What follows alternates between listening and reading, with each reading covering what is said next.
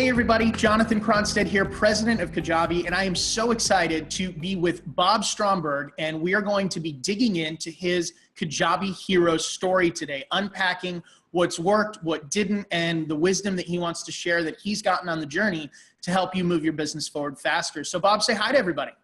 Hello everybody. Great to be with you. Awesome. And for those of you that may think Bob's voice sounds familiar or face, if you've been to our Kajabi Heroes page, Bob has one of the most melodic, warm, like it's a voice when he says, my name's Bob and I'm a Kajabi hero, it just has gravitas. It's amazing. So if you're wondering why Bob sounds familiar, now you know. So Bob, let's dive in. Yeah. What niche or area of interest are you teaching on the Kajabi platform? Yeah, I am teaching how to master the craft of creativity. And just very briefly, I believe that creativity is not a gift that some special people have. I believe it's a gift that all of us have. In fact, I think it's less a gift and more a craft, which is to say we can get better and better at it. And that's what I teach. A gift, creativity is a gift in as much as it's something that is woven into our very genes. We're born with it, but we're not born creative. What we're born with is the capacity and the desire to experience creativity. And we all begin using this gift almost immediately as we move from infancy into our early childhood. We begin experimenting with this gift, which is, it's just a capacity and desire. And we experiment through the process of play. I have people say to me all the time, I'm not creative. My brother's creative or my sister's creative, but I couldn't be creative to save my life. To which I say, you're probably right. I mean, if you say... Yeah, no, if you've made up your mind, the decision's made. That's right. You probably know better than I do. But you used to be creative. When you were a baby, one day you rolled from the front to the back and you couldn't wait to try it again. And then you get up on your knees and you rock back and forth for a week and it was thrilling. And you learned that if you did that thing with your nose, you could make your parents laugh. And then one day you piled blocks up and you held a crayon and ran it over a white piece of paper. And that was exciting. Or in the case of my 4-year-old son, who's now an artist, by the way, you found a pink magic marker and you colored in all the white flowers on our new couch. Which is a great option. That was an exciting day for all of us. And all of this was experiencing the joy of creativity. You were doing what we all did. We experimented with the gift aspect of creativity through the medium of play. All of our play as children was creative. And in fact, even as adults, it's interesting that when we experience creativity, it still feels like play. So the question is, what happens to that gift? Well, if you're a hungry child in Africa hauling water hours a day, there's not a lot of time or energy for play at the end. And if you're a child in our developed Western world, when you go to school, you discover that you have to give the one right answer to the question. And at the end of the line, you have to write the one correct word, or you have to write the one correct number, and you have to circle that one correct multiple choice. And it gets harder and harder to experience the gift of creativity because creativity does not work that way. Creativity is not about finding the one correct answer. Creativity is about playfully trying many possible correct answers. The gift is still there, but you can't open it up. So you begin to feel that you're not creative. Other people are, you can see that, but apparently you aren't. And that's where it's important to recognize that creativity is not just a gift that's woven in, but it's also a craft. And it's a capacity that we have. If we practice the craft, as long as we know how to do that, if we practice the disciplines of creativity, then we can begin to experience it in our lives. And that's what I teach in my course. And the goal then of that course is really to reignite that natural state of creativity that we used to experience that by whether societal or personal choices has largely been marginalized. So really bringing that back and teaching people how to leverage it. Absolutely. And for me, it's been so exciting to see that my students, and I've only been doing this about, a little over a year now, but my students are recognizing that in their own life. Something is coming to life that had laid dormant for a long, long time. And that's been really, really rewarding. And when you look at, the course that you put together on reigniting that creativity, for everybody watching, if they wanted the one thing that you would say is impactful, transformational, what would it be if someone said, okay, I'm listening to Bob today, I would love one tweak or one thing that I could do to play with this idea of reigniting my creativity? What would it be? Or it could be your give them favorite, whatever it is. I would give them an acronym. I would say, this is how you get, GIT, your creativity. This is how you reignite it. You get it. G stands for grab. You grab anything that grabs you emotionally. I stands for interrogate. You interrogate that thing until you discover the truth. And T stands for transform. Once you have interrogated it and discovered the truth. And by the way, that's the aha moment. Every creative person, every artist knows this. It's when you the thought that you've grabbed becomes an idea that you can transform. You grab, you interrogate, and then you transform what you've interrogated into a creation, into your art or whatever, your blog, your painting, your character in your new book. That's the process. That's how you get your creativity. Excellent. Thank you very much for sharing that. And one of the things I think is so interesting about artists and creative types is normally this idea of I'm an artist, but I'm also marketing in some way, shape, or form. There's normally a massive disconnect that I've found when working with creatives or artists and this idea of marketing. So first of all, as a creative, I'd love to know, how were you introduced to this world of online marketing and finding Kajabi? Tell me about that journey. I've been doing what I do for 40 years now. I've been writing and performing comedy.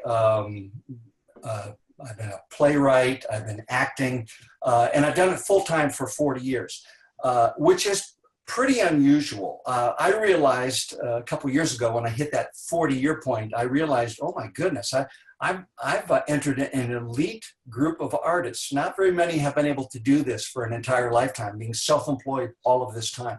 About 20 years ago, in my 40s, I had a lot of people saying to me, Bob, you've got to pass on. You've got to pass the baton on to the next generation.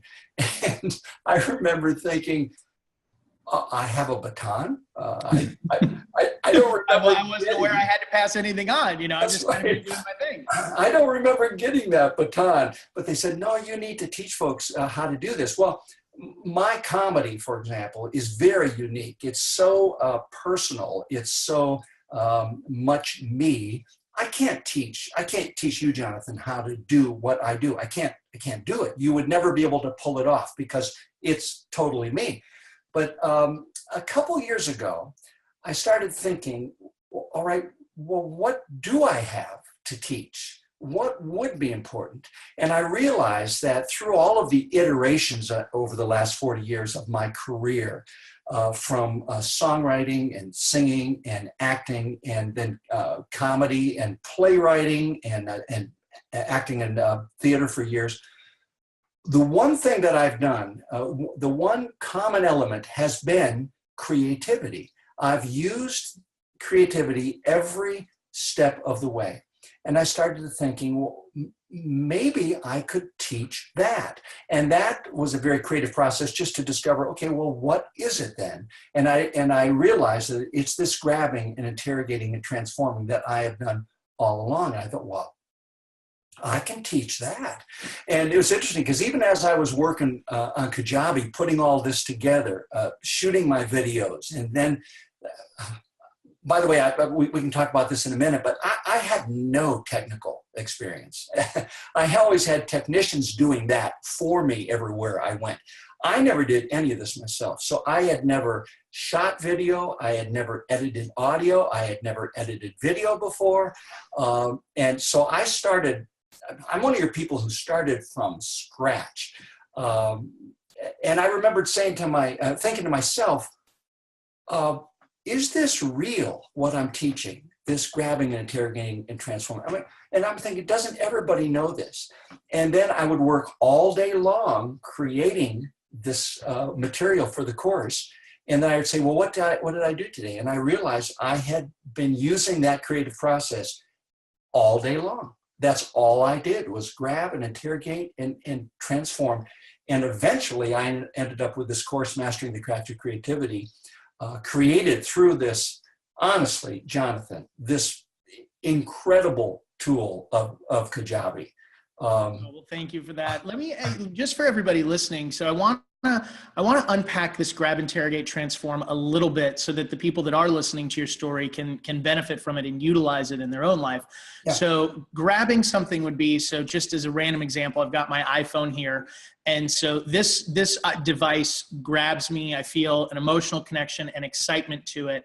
And then the interrogation aspect, I'm assuming, is me really then taking the time to unpack why I feel about this the way that I do. So, it makes me feel powerful because I have literally my whole life in the palm of my hand. It makes me feel light and effortless because it's easy to throw in my pocket and I can go anywhere and I've got, cellular coverage. I'm not tied down to Wi-Fi or a laptop or a bag.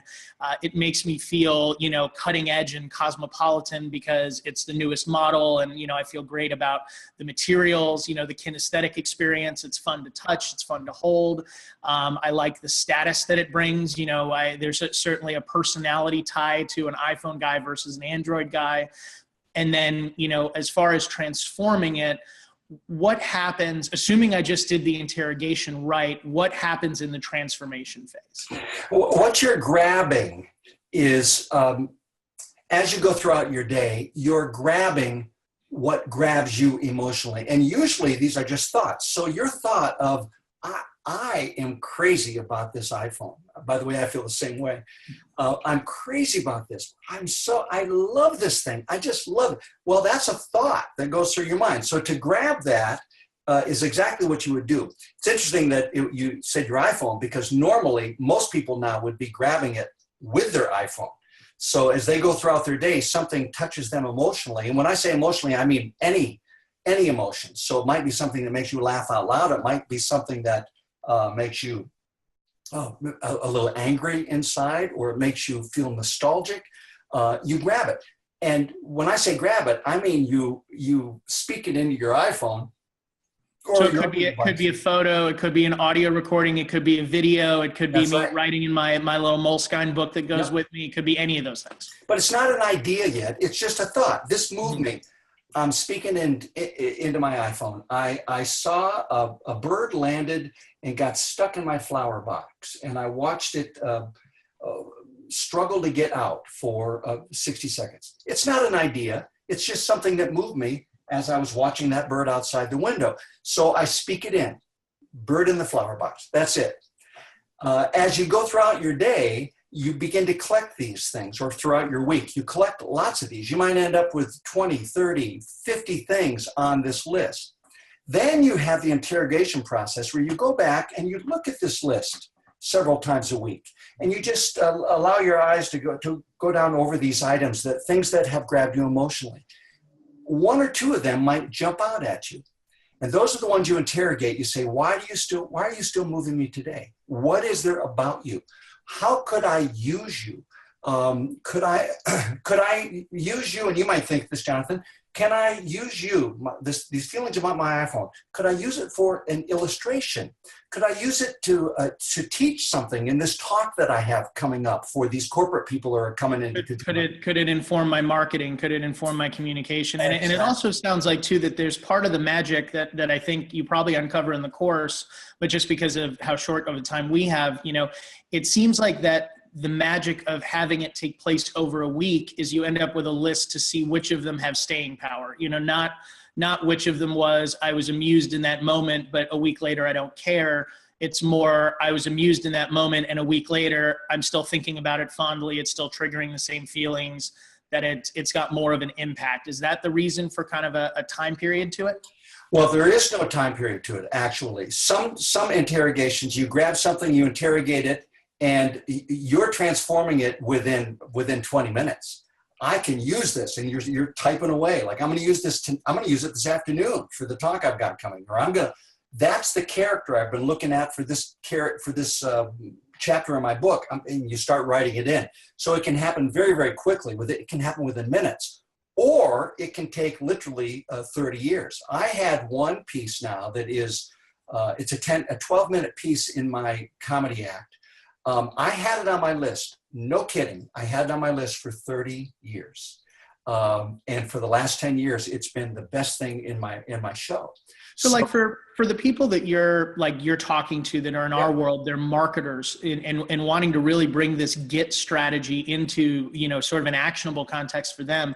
This is really something that it could be as simple as just having your iPhone or an audio recorder or whatever, that whenever anything strikes you throughout the day, just boom, quick note. And then as you're referring back to it, it might be something that becomes a blog post, or that becomes a video, or it becomes a Facebook Live or a Facebook post. But it's really training your brain that when it recognizes those things that pull you emotionally, how to then take those and transform them into something that becomes, actionable or engageable for the world around you.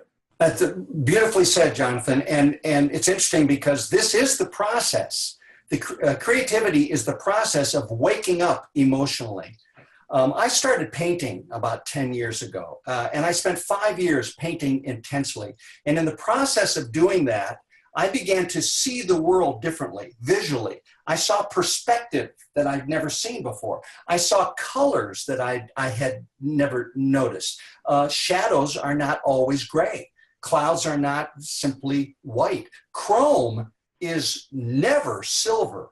Chrome is a combination of many, many colors that are being reflected in this reflective surface. But there are bright blues and reds, and yet whatever is around that chrome, that's what it's reflecting. But most people say, well, chrome is silver. I began to wake up visually. When you begin to grab and create this grab list, what you're doing is you're waking up, not visually, you're waking up emotionally. And that's where creativity comes from. That's the only way it can happen.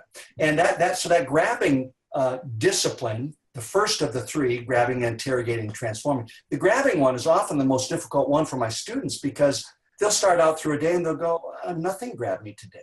And you know what? It's probably true because you're not alive emotionally yet. You used to be, you're not anymore. You need to wake up again emotionally. And that happens through the process.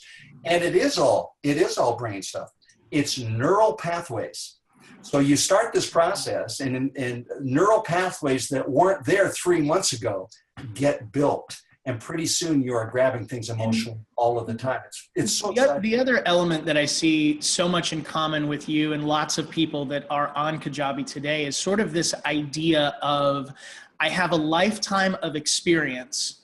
And if I just retire with that experience, the experience atrophies really, really quickly. That, my father-in-law, he was an engineer at Boeing for 37 years, and he knew how to build tools for building airplanes better than anybody. And then as soon as you retire, within about 4 to 6 weeks, if you were asked to do what you used to do every day, it would probably take you twice as long.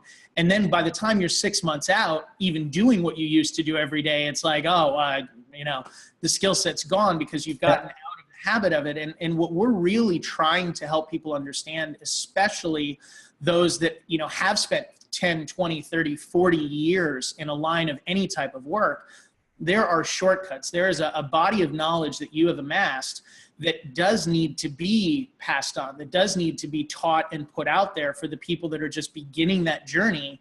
And what an incredible gift to take 40 years of experience, put it into 4 hours of digital content of, this is what I wish I knew or I wish I had done when I was starting in this capacity. So I'm really, really happy that somebody encouraged you to kind of, Bob, look, you've been doing this, teach it.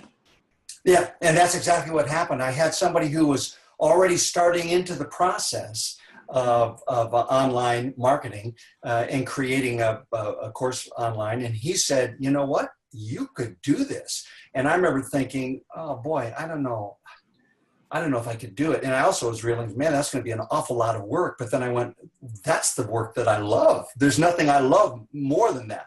And so also, tell me about your first launch. Like how did you, you package your creative formula, your recharge for those neural pathways that we abandoned when we were kids. You put it all together and now it's time to launch. What was that like? Well, it was very exciting, as you might imagine. I got the whole thing together. And by the way, I was blown away with how beautiful it was when I was so proud of myself because I went. I'm happy to hear that, because that's the whole point of, like, you know, if there's anything we can do to remove that, who am I to put something out there that when you see yourself in the Kajabi universe, you're like, oh my gosh, you know, I look like I got it going on. That's right. Yeah, it just looked beautiful, and it worked beautifully. Everything loaded quickly and played well. And, you know, the being integrated with Wistia, for example, is so much better than being integrated with YouTube. Having the Stripe stuff for payments and so on, having them right there, and having it come in, and having stuff drip out when it was supposed to drip out, not late, so people are writing to me and saying, where's my course?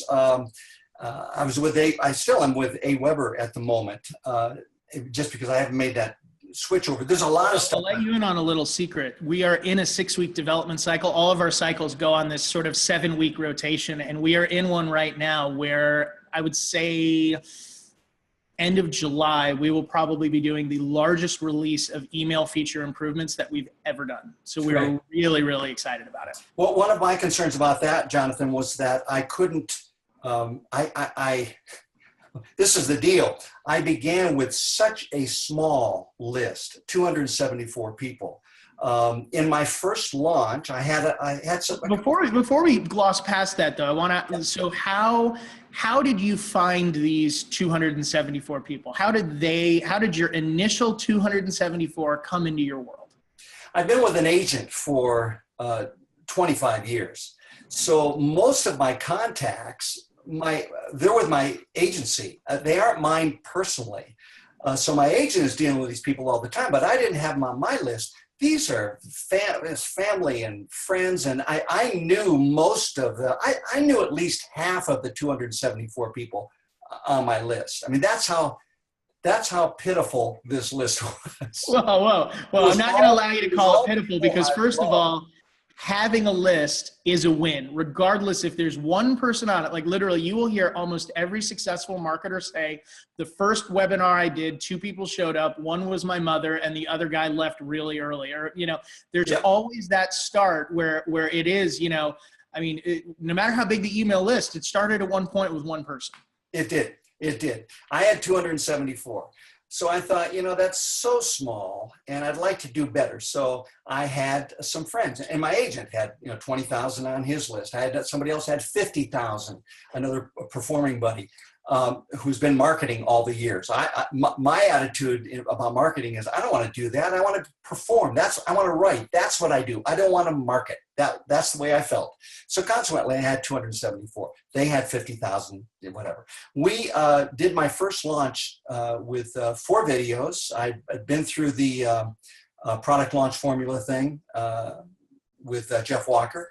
And outstanding course. Yeah. And I did the 4 videos, and here we go. And we sold 23 of my courses, $597. So it is a commitment for this. Wow. Okay. So that's for first course out. That's a great price point. Well done. You bet. But this is interesting. Of the 23 people who bought, 16 of those were on my original list of 274. And only 7 were on the full. So let's do a little bit of math. So 16 purchases from your list of 274 versus 7 purchases from a syndicated exposure of 70,000. Right. If that doesn't speak to the power of relationship and familiarity with someone, I don't know what does. Nothing is better than that. You're absolutely right. But my struggle now has been okay, well, how do I grow that list? That personal list. How do I make that happen? And it's been kind of exciting. I've tried numerous things. I've tried, I've taken the email, a lot of the growing your email courses. You learn something every time you take a course. I often question if a lot of the promises sometimes are this is going to work, and well, why isn't this working? I'm doing everything that I should. It doesn't seem to be working all that well. Right now, I'm affiliated with a group called Interview Valet, and they set me up with podcasts all around the world. They find podcasts that are related to my topic of creativity. I'm brought on the podcast as an expert. And some of these podcasts are fairly big. They might have 100,000 listeners. If I'm on the show, that means I'm an expert, which I am, frankly. Sometimes you're an expert even if nobody knows it. But this begins to get the word out. This guy is good. And so I've done about a dozen of those now. I have another 10 contracted in the next month or so. That's gone really, really well. And it's also helped me to become more articulate in talking about what I teach and about the truth of it. My sons then said to me, Dad, that's wonderful that you're becoming an expert by being on these shows or being perceived as an expert. Why don't you have your own podcast? And I said, I might be a little late to the game on that. And they said, oh, no, you're not late to the game. People are listening to podcasts. So I now have my own podcast, The Wide-Eyed Creative, it's called. I just finished my 5th episode, and I'm creating one every 10, 11 days. And really, really enjoying that. That's my sweet spot. It's basically storytelling and teaching through storytelling. That's what I do really well. That's what I love doing. So that's what I'm up to. And of course, as I'm a guest on another show or as I'm doing my own podcast, it gives people an opportunity and gives me an opportunity to say, go to my website, get my 30-minute free training video there, take my creativity quiz, all the things that I've learned other places. And hopefully that list is going to grow. Hey, Bob, let me just pause recording real quick. And all right, we are back. So where I wanted to dig in, Bob, is, really you represent a very unique audience in our world. You found this marketing thing, you began to study it, you found a course that spoke to you and you really felt like you could teach confidently, started with a small list, had a massively successful first launch. And you're now going through this, what I would call the marketer's journey of, okay, I started and now how do I begin to grow and scale my business, which is really, really exciting. And when you look back over the journey from there to here, if you knew you were talking to people on Kajabi that are, right now in the process of figuring out, can I do this? Should I do this? If you were talking to them, number one, about if they should do it, and then number two, what you wished you had known at the beginning that might have changed the journey, made it easier, faster, any of those things, what would it be? Well, first of all, I would tell people that if they're thinking, should I do this or can I do this? A lot of people are wondering if they can pull it off. Technically, I really believe anybody could pull off what I did. And my course, it like I said before, it's beautiful. And I believe that technically anybody can pull this off because I am so weak technically. I'd had so little experience. Even the computer, I just knew how to do what I knew, and that was it. So that was a real fear for me. And I realized, well, I have to get over this. I have to actually dive in or I'm not going to do it. So if I'm going to do it, I'm going to do it. That's what it came down to. And I'm really, really glad that I did. I won't say it was easy because it wasn't. It was a pretty steep learning curve at sometimes, but it's not because of Kajabi, it was because of me. And I really think that Kajabi is remarkably intuitive. I think you can get good at it pretty quickly. I found customer service there to be really helpful. I found it was necessary for me not to call or chat any more than I had to. It was important for me to actually struggle through trying to figure stuff out. So hold on, that is such a unique perspective. So tell me about when you, so technologically intimidated by this idea of the internet and being a digital entrepreneur, and you decided, I need to learn this, and I need to learn it my own way with as little support as required. How did you arrive at that conclusion? Because I mean, there's no doubt about it, mindset plays such a massive role in the way that people approach and eventually succeed in any business. And I think of all of the Kajabi heroes I've talked to, this is one of the first times I've ever heard that specific perspective. How did you arrive at that? I arrived at it by following my own advice of what I was teaching my students in the course. I had shot all of my videos and edited my videos and gone through this process. So I knew what I was teaching very, very well. And I was teaching my students that you have to actually do what I'm teaching you to do here. You have to actually practice these disciplines. If you don't practice them, you won't get it. You can buy the course if you want it. You can spend $600 on this and say, I bought a course for $600 on creativity. That won't help you one bit if you don't actually take it and do it. Because we're talking about developing neural pathways. We're talking about learning. And the only way to learn is to struggle through this stuff. So it was almost taking your framework and applying it to learning Kajabi. Exactly right. Exactly right. And I had experienced with other websites and stuff. I can't think off the top of my head, but just, you know, how you dealing with websites. How do I do this or how do I do that? And you go on YouTube or you go to a chat thing and they say, oh, click this button and then click this button and click this one. And you can do it. Oh, there we are. I've got it. Tomorrow, when you have to do it again, you will not remember how to do it. Unless you've spent 3 hours going, where's the button? I know it's here. Where's the button? And you spent those 3 hours clicking all of the other buttons that didn't work to then find the one that did. And then boom, synapses fire, it, begins to myelinate and it connects. That's right. That's right. So I would tell people, do not be intimidated by this technologically. You can do it. It can be done. And I know that from personal experience. What do I wish I had known when I began?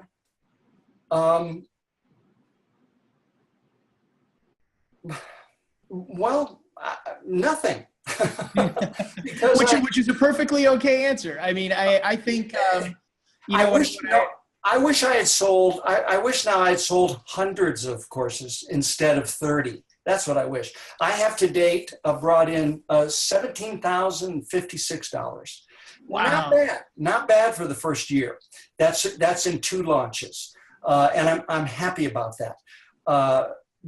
But I guess I kind of expected that I would be where I am right now in terms of going, okay, how do I move this forward?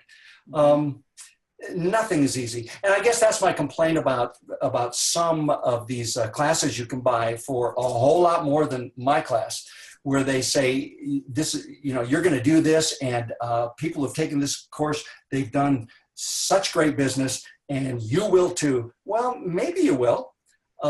Maybe you will. Maybe. Yeah, and that's, it's interesting, as just with any industry, you see industries begin to mature. It's like in the case of Amazon, the idea of these peer feedbacks and all of the systems that Amazon has developed to remove the uncertainty of purchasing something from someone that you've never met and maybe never experienced before. And I think that you're now really seeing in the digital realm, especially in digital education, which continues to grow, there is those needs for, how can I know the user experience? How can I know how effective this was for somebody that was like me with my proficiency? It's one of the main reasons why we at Kajabi really love sharing stories like yours and stories like all of our Kajabi heroes, because we are extremely transparent in that regard. We want everybody to know what it's like to work with us, what it's like to work with our platform. And I think you're going to see over the next few years a lot of those feedback loops develop, so that the great instructors with the great courses courses do rise to the top, and that the great marketers may still sell courses, but they're not going to be, they're not going to be able to just rely solely on the marketing of the course. It's going to be a balance of the marketing and the delivery of the course. Well, it's worth it to me to persevere through this. I'm turning 65 in a week. I'm not going to retire. I've got lots of performing years in me and lots of opportunities. But you do slow down. There's no question. You do slow. You almost have to slow down, and you want to slow down a little bit. I want to experience life. I want to experience my grandchildren in ways that I didn't even experience my own children. I want to do that. So that's important to me. And that's where having a course like this, the thought of getting something that does roll on its own a bit. I know I'll always have to be involved in it. When you look at the big boys, they're not sitting back and just letting their courses sell themselves. They continue to sell and sell and sell. And I get that. But it's worth it. It's worth it to persevere. Well, that's a dear friend of mine, John Addison. He was the previous CEO of a billion-dollar company, Primerica. Amazing CEO, amazing leader. And when he stepped down from Primerica, he used to always say, he's like, I'm not retiring, I'm just rewiring. And, it's doing similar things, but using different vehicles so that you do get that time leverage. You do get that ability to continue to work and contribute, but you get to do it on your own terms. It's not that you don't want to work anymore. It's just that you may not want to plug in 9 to 5 anymore, that you might want to be off 9 to 5 and then plug in from 5 to 7 or, whatever it happens to be that day. And Kajabi was certainly designed to really empower entrepreneurs to be able to reach things on a global scale. And I think also for you and the niche that you're in, I think there's a lot of unique opportunities where you can really move into being able to partner with other entrepreneurs in completely different categories, that their categories or their audiences would be benefited by creativity. Whether they're entrepreneurial, whether they're public speaking or performing, whether they're personal development, like there's really no niche that will not be better served if you're in a more creative space, and how to figure out how to get there is a systematic approach. So I'm very excited that we got a chance to dig into this a little bit. And, Bob, before we step out, I need you because, again, I remember your video specifically because of your voice. So our sign off, of course, is going to be, I'm Bob Stromberg and I'm a Kajabi hero. You bet. I am Bob Stromberg and I'm a Kajabi hero.